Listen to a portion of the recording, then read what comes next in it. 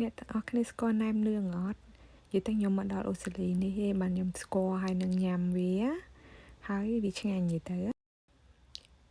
ហ្នឹងឯងនេះជាម្សៅរបស់គេធ្វើនិយាយទៅម្សៅគេធ្វើលាយគ្រឿងមកស្រាប់ៗឯងមានអីម្បាយតោះមកធ្វើមួយខ្ញុំទាំងអស់គ្នានិយាយទៅខ្ញុំមានសាច់ជ្រូក1គីឡូនិងសាច់មាន់1គីឡូខ្ញុំលាយសាច់ជ្រូកនិងសាច់មាន់ចូលគ្នា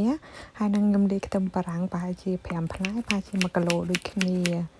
ហើយខ្ទឹមបារាំងហ្នឹងខ្ញុំបកឲ្យស្អាតមកខ្ញុំចិតជាដុំតូចល្អិតមែនតើនិយាយទៅមកល្អិតមកអស់ទិដ្ឋភាពរបស់យើងណាអូយនិយាយទៅវាយូរហើយនឹងវាពិបាកតាហាន់ខ្ទឹមបារាំងហ្នឹងយកទៅលាយជាមួយវានិយាយមែនឡើងចុកដៃ5ផ្លែឡើងចាត់បាយបងប្អូនអើយនិយាយទៅគឺយើងច្រាមវាឲ្យមុតនិយាយទៅឲ្យមុតបាននិយាយទៅអស់សមត្ថភាពខ្ញុំប៉ុណ្្នឹងឯង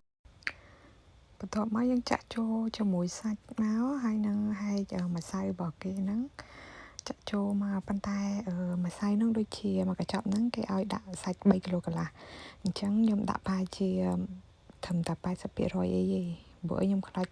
និយាយទៅអានេះរៀងផ្អែមណារៀងផ្អែមរសជាតិវារៀងផ្អែមមុតហើយនឹងប្រៃមុតអញ្ចឹងខ្ញុំអត់ដាក់ទាំងអស់ទេព្រោះសាច់ខ្ញុំប្រហែលជាមិនដល់3គីឡូកន្លះទេហើយយើងដាក់ចូលរួចហើយគឺយើងចាប់ដើមច្របាច់វាឈុំវាឲ្យវាចូលជាតិល្អខ្ញុំនិយាយទៅវាឲ្យសប់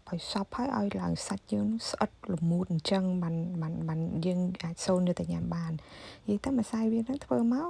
វាច្របាច់ទៅវានឹងស្អិតទៅហើយយើងយកមកអាំងសាភ្លក់រសជាតិសិនខ្ញុំសូនមូអញ្ចឹងនិយាយទៅគេធ្វើច្រើនបែបចង់ធ្វើបែបមិនក៏បានរៀង